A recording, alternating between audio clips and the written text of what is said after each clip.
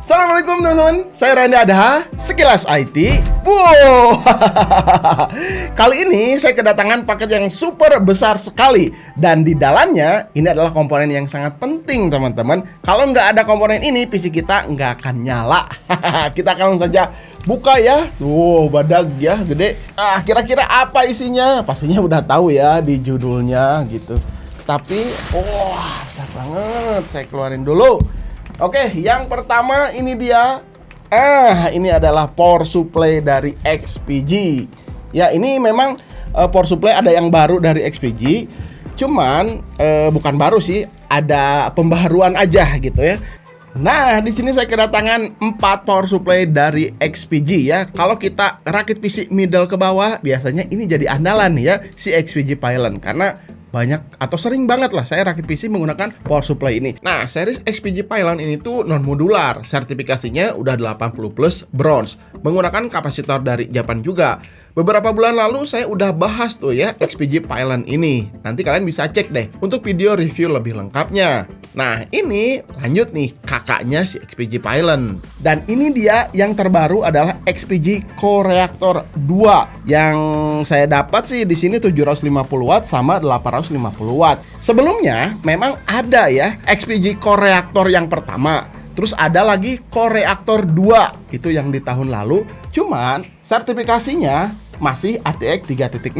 Nah, sekarang ada versi pembaharuannya. Di sini sudah disematkan, sudah kompatibel dengan ATX 3.1. Jadi si 12 pH powernya berubah menjadi 12V 2x6. Nah, tentunya si power pin ini tuh untuk GPU modern zaman sekarang.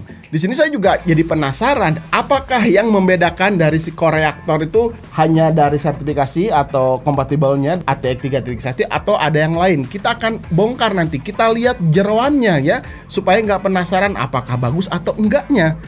Nah, di video kali ini saya pengen fokus aja ke Core Reactor 2 yang 850 watt. Karena menurut saya dengan hadirnya GPU yang terbaru RTX 5000 series 5080, 5090, TDP-nya wattnya gede-gede gitu ya. Jadi 850 watt tuh kelihatan sekarang tuh biasa aja ya. Karena TDP GPU RTX 5080, 5090 minimal pakai 750 watt atau 850 watt. Bahkan 1000 watt kalau kita pakai RTX 5090. Jadi 850 watt tuh sekarang tuh ada di kelas middle-nya gitu. Kalau dulu 750, 850 tuh wah udah gede banget karena biasa pakai yang 400 atau 500 watt. Jadi di sini saya fokus ke 850 watt yang Core Reactor 2 ini. Biasanya suka ada yang nanya teman-teman, kenapa sih harus ada versi revisinya? ATX 3.0 sekarang menjadi ATX 3.1. Salah satu fungsinya adalah untuk efisiensi dan stabilitas yang jauh lebih baik. Ini tuh bisa memberikan output daya pada beban rendah ataupun tinggi. Di versi ATX 3.1 ini konektornya tuh menjadi 12P 2x6 yang sebelumnya 12 pH power. Di mana konektor 12P 2x6 ini tuh memiliki pin deteksi yang baru ya untuk bisa menghindari koneksi yang longgar dan mencegah panas yang berlebih ketika ditancap di GPU. Bahkan ini bisa meredam daya kejut atau traction power spike yang sering terjadi pada GPU modern kelas high-end. Bahkan di webnya si XPG Core Reactor ini, di sini tuh diklaim mampu menahan lonjakan hingga 2 kali lipat up to 235%. Ya memang kadang di GPU yang terbaru apalagi kelas high-end, kadang ada lonjakan-lonjakan yang tak terduga. Nah, biasanya ketika lonjakan yang tak terduga terus 2 kali lipat dari daya TDP si GPU-nya, biasanya suka restart sendiri PC-nya atau mengalami error lah.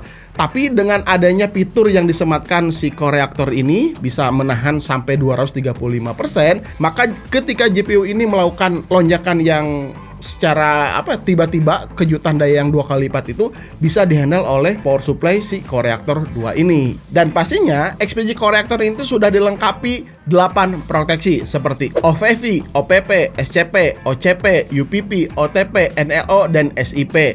Nah, ini tuh memang beberapa teknologi lama yang udah ada, cuman di sini ditambahkan teknologi yang baru dan dikembangkan lagi sehingga bertujuan untuk pengamanan ekstra pada komponen-komponen yang dialiri arus oleh power supply ini seperti motherboard nantinya, GPU, memori RAM, dan lain-lain.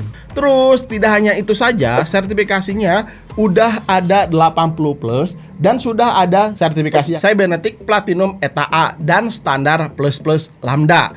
Jadi Cybernetic ini tuh pengujian lebih lengkap ya, menguji power supply pada 115 volt dan 230 volt. Sedangkan kalau sertifikasi 80 plus hanya berfokus pada pengujian 115 volt aja. Keunggulannya ya pasti pengujian ini tuh lebih akurat dan diuji oleh pihak yang independen sehingga menguji secara kooperatif. Terus untuk garansinya kita lihat di sini udah tertera 10 tahun. Nah, jadi seperti investasi lah. Beli power supply bagus tuh sama seperti investasi jangka panjang. Kalian sayang kan sama komponen-komponen PC kalian, apalagi yang harganya mahal. Ya, ini hitung-hitung investasi lah. Beli power supply yang berkualitas supaya komponen-komponen yang kita pakai bisa berumur panjang. Nah, sekarang saya akan penasaran ya. Kita akan bongkar ya teman-teman untuk si XPG core reaktor yang 850 watt ini. Kita akan coba gimana gitu ya dalamannya bakalan seperti apa, dan kita lihat kapasitor, main kapasitornya menggunakan dari tier berapa gitu ya, seperti itu. Oke, kita akan langsung saja bongkar karena kalau paket pembeliannya nanti di akhir saya akan kasih lihat semuanya. Let's go.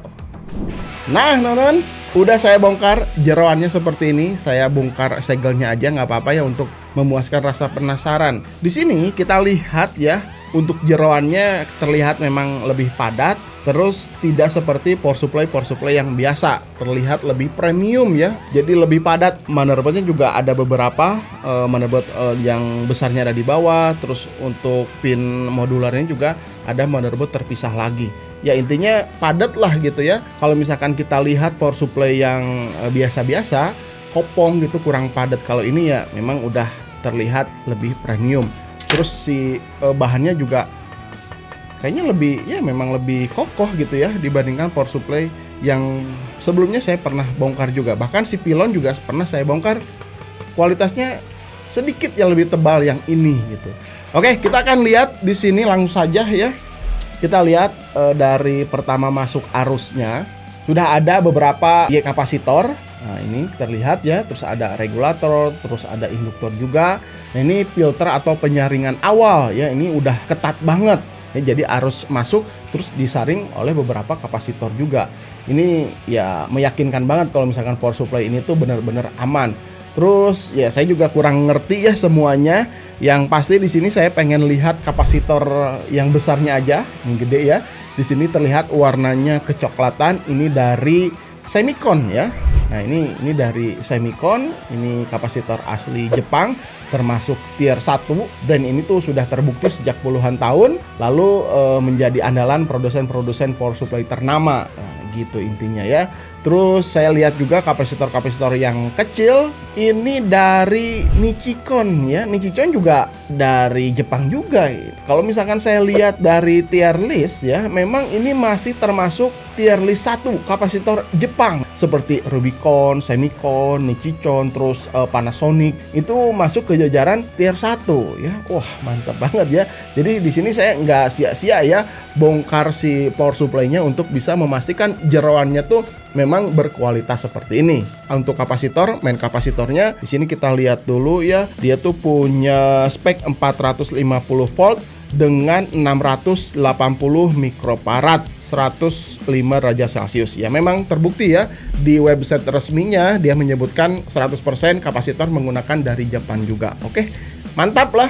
Terus kita lihat di sini ya kelengkapan boxnya seperti biasa. Akan mendapatkan buku panduan, terus ada stiker XPG-nya. Ini XPG Ambassador si Mira ya, Mira. Terus di sini ada satu kabel power plus baut power supply, satu kabel 24 pin, dua kabel EPS 8 ya, 4+4 untuk power CPU, satu kabel 12 volt 2x6 untuk GPU modern yang sekarang. Nah ini ada teknologi baru ya karena sudah kompatibel dengan ATX 3.1. Nah ini kabel ini nih.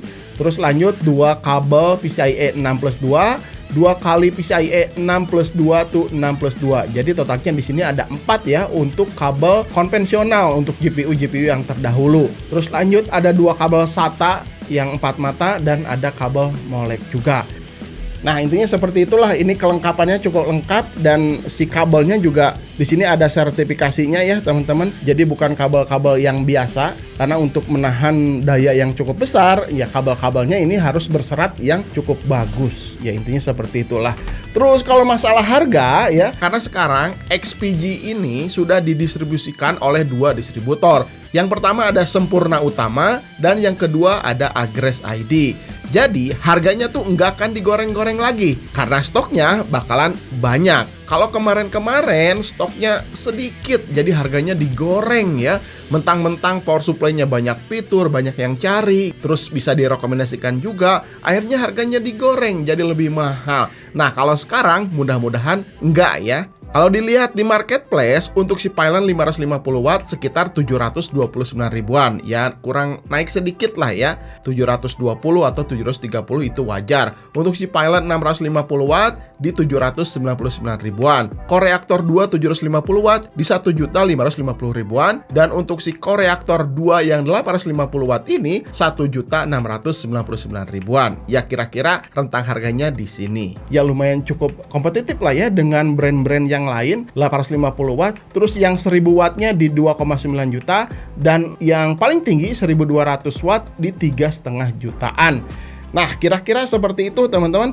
Jadi memang kalau misalkan ada yang nanya nantinya ketika rakit PC yang mid to high, terus kebutuhan beban PC-nya di atas 500 watt, mungkin XPG Core Reactor 2 ini bisa jadi salah satu yang direkomendasikan ya, karena udah terlihat kapasitor yang digunakan, terus motherboardnya, mainboardnya di sini udah banyak lah, terlihat lebih premium ya. Terus filteringnya juga udah lumayan banyak juga. Jadi ini bisa direkomendasikan. Oh ya, untuk yang sebelumnya, nah kebetulan yang si 750 watt ini tuh masih ATX 3.0 ya, tapi masih sama Core Reactor 2 juga. Yang versi selanjutnya ada pembaharuan lagi yang udah kompatibel atau sertifikasinya ATX 3.1.